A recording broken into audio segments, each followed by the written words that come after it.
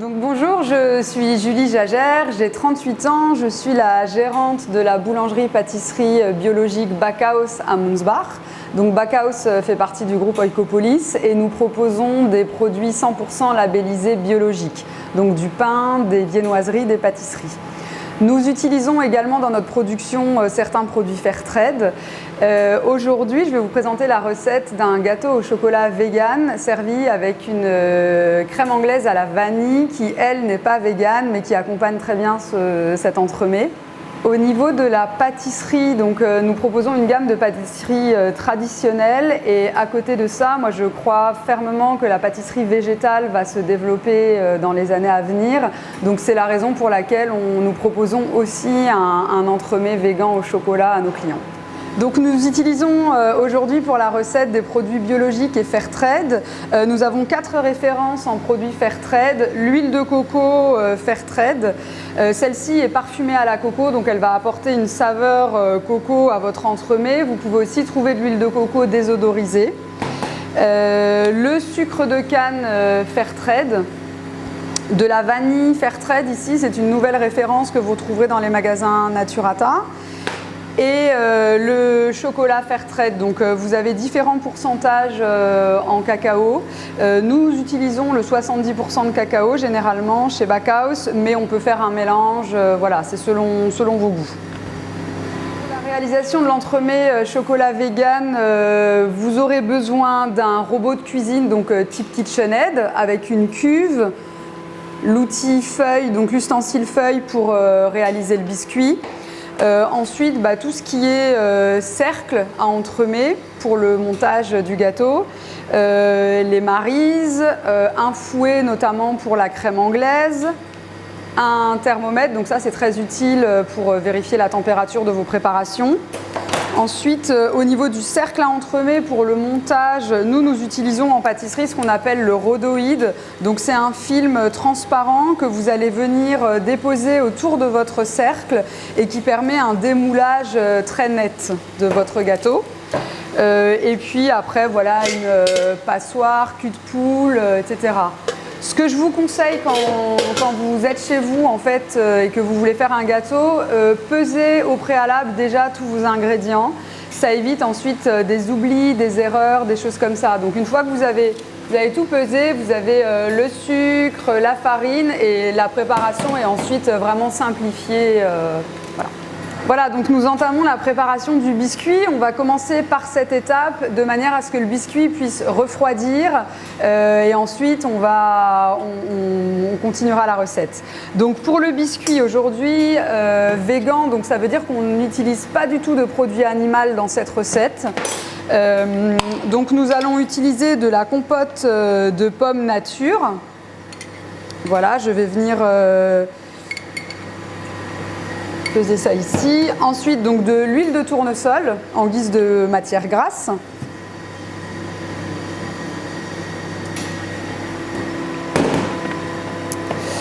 Nous ajoutons ici donc le sucre de canne Fairtrade.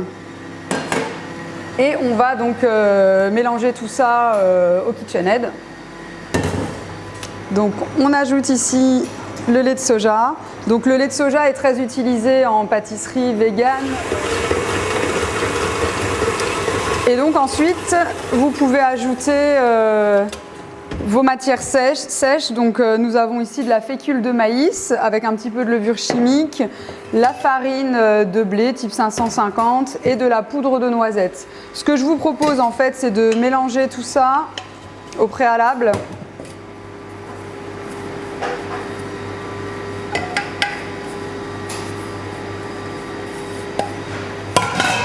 Voilà, donc vous mélangez assez grossièrement et on va venir ajouter ça dans la préparation liquide.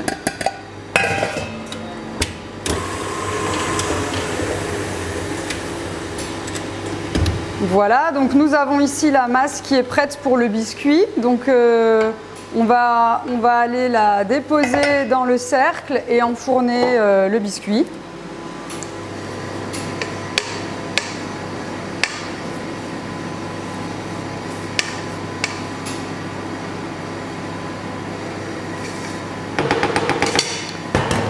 Donc vous pouvez voir ici qu'on a une pâte qui est assez liquide.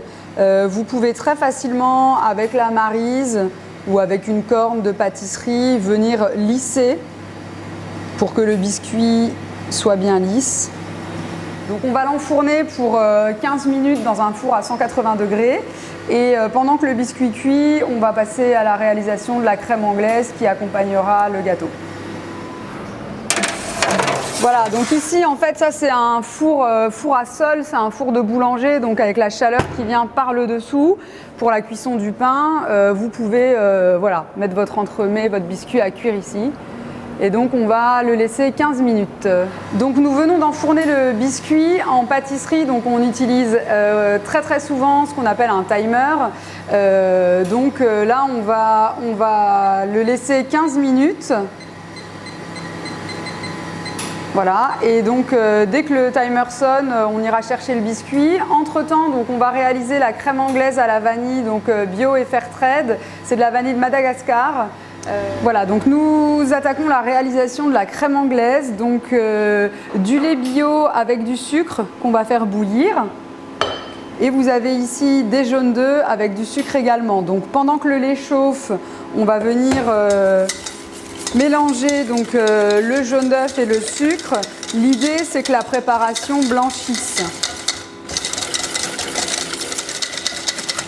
Donc vous voyez ici qu'au bout de quelques secondes, la couleur a déjà changé. On surveille le lait qui est en train de commencer à bouillir.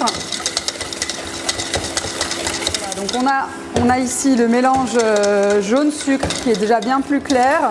Et on va venir verser le lait.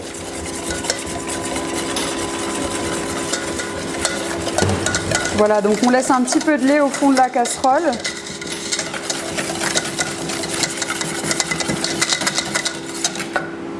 Donc on ajoute un petit peu de vanille. Si vous utilisez des gousses de vanille, vous les fendez en deux et vous les laissez dans le lait. Mais ici, donc on a de la poudre de vanille. Donc la pointe d'un couteau, elle est très aromatique, donc très peu suffit. Voilà, et ensuite on va refaire chauffer notre mélange, donc jusqu'à 83 degrés, c'est important pour la crème anglaise. Voilà, donc là on arrive très rapidement, hop, on est à 83 degrés.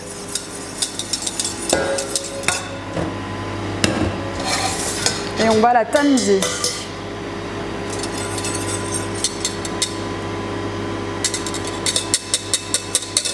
Voilà, donc on chinoise la crème anglaise pour qu'elle soit bien lisse. Voilà. Et donc vous pouvez la mettre soit dans un bac rempli de glaçons pour la refaire refroidir rapidement, ou nous on va tout simplement la filmer et la mettre au réfrigérateur. Donc le biscuit est cuit, on va le sortir du four.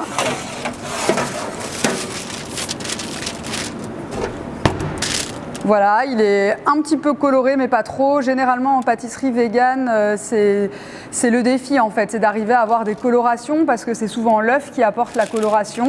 Donc là, il est parfait, on va pouvoir le laisser refroidir.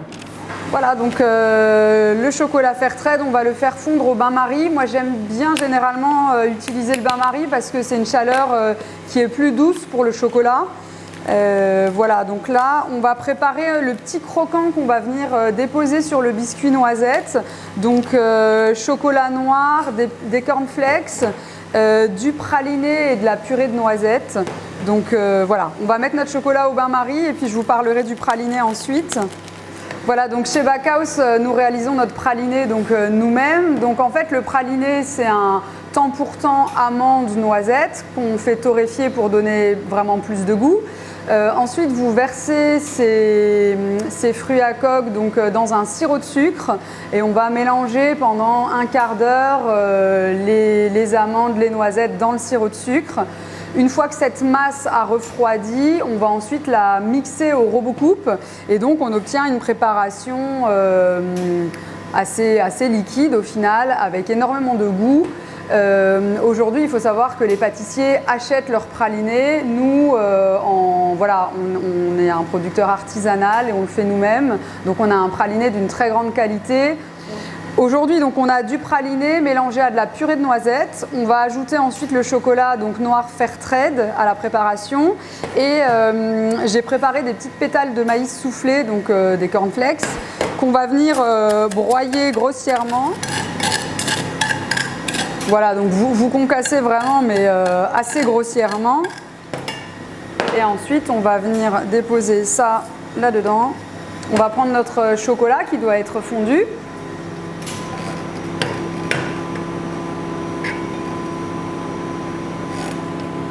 Donc la maryse, c'est vraiment l'ustensile hyper important qui va vous permettre de bien racler le fond de vos bols et de perdre aucune marchandise.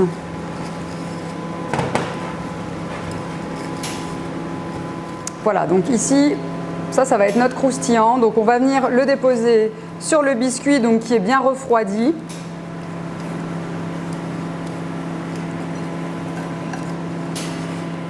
Et là, on peut s'aider de la spatule pour venir lisser tout ça. Glissez ça dans le bac du congélateur pendant 20 minutes. Donc il faut en fait que le croquant prenne avant que l'on puisse déposer la mousse pour finir l'entremets. Voilà, donc on arrive à l'étape de la mousse. Donc c'est la mousse au chocolat qui va venir compléter le gâteau. Donc l'ingrédient de base qu'on utilise en pâtisserie végane pour cette mousse, en fait, c'est le tofu soyeux. Donc c'est à base de soja, c'est une préparation à base de soja qui est très humide, très onctueuse également. Vous pouvez faire des tiramisu végans par exemple. Et en fait, on va venir la faire égoutter quand même quelques instants avant de l'utiliser. Donc tout simplement dans une passoire parce que voilà, il y a pas mal d'eau dans le tofu soyeux. Pendant qu'il égoutte, on va se munir ici de notre Vitamix. Donc vous verrez que c'est une recette qui est assez abordable parce que ici il n'y a pas toutes les techniques en fait qu'on peut utiliser habituellement en pâtisserie. Un blender vous suffit et vous aurez une texture vraiment très très onctueuse. Donc nous avons préparé ici du sucre glace, on a donc le chocolat Fairtrade fondu et ici donc l'huile de coco Fairtrade que vous aurez fait fondre au bain-marie au préalable. Et puis on va venir en fait déposer notre tofu soyeux dans le blender.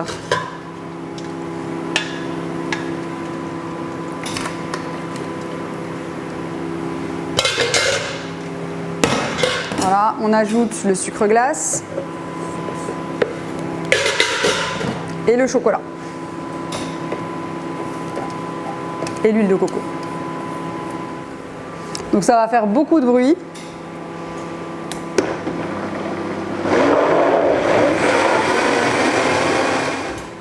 Donc vous voyez ici en fait, ça c'est la première étape. Donc on va venir un peu décoller la mousse des bords pour obtenir une préparation vraiment homogène. Et on va remixer une deuxième fois.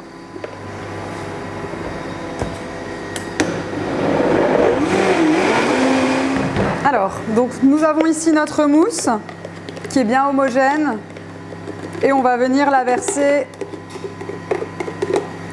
sur le biscuit et le crunchy. Voilà, on va lisser tout ça, donc je vais aller prendre une corne. Voilà, donc là on procède vraiment à la finition. Donc votre mousse, vous allez venir la lisser. Alors vous verrez, hein, quand vous pâtissez, vous avez une somme de petits ustensiles qui vont vous faciliter la vie. Ici, moi j'ai pris une corne que j'ai coupée en deux. Et donc voilà, sur des petits formats comme ça, ça va m'aider à lisser mon gâteau. Voilà, même si la finition n'est pas parfaite, il sera très bon. Et donc là, on va faire prendre ça au congélateur pour pouvoir ensuite le glacer. Donc vous aurez du coup un gâteau qui sera congelé, mais ça facilitera le glaçage final. Voilà, donc ici on arrive à l'étape finale de la préparation du gâteau. Donc on a réalisé un glaçage chocolat noir. du chocolat noir, de l'huile de coco Fairtrade fondue et des petites amandes concassées. Donc vous pouvez mettre également des noisettes comme vous voulez. Ça va nous donner un glaçage rocher croustillant, c'est très sympa. Vous aurez besoin d'une louche, donc là c'est une louche taille XXL mais une plus petite fonctionne très bien. Et vous allez venir en fait prendre votre glaçage, le déposer sur l'entremets tout autour. Voilà, de cette manière, donc il va couler. Ne lésinez pas sur le glaçage. En fait, avec une grille, vous allez récupérer le surplus, donc il n'y aura pas de perte. Et voilà, vous allez venir ici procéder à la finition de l'entremets.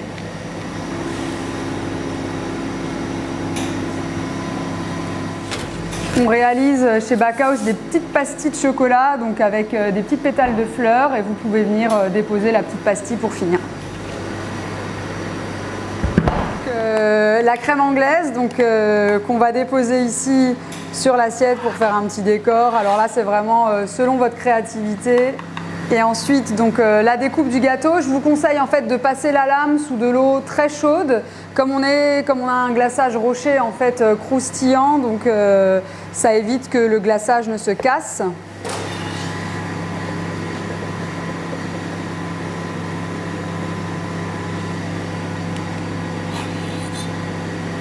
Les petites pétales de fleurs pour la déco, voilà, donc tout ça est comestible. Voilà, donc la crème anglaise, le gâteau donc on a découpé, vous avez le biscuit noisette, le petit croquant, la mousse et le glaçage.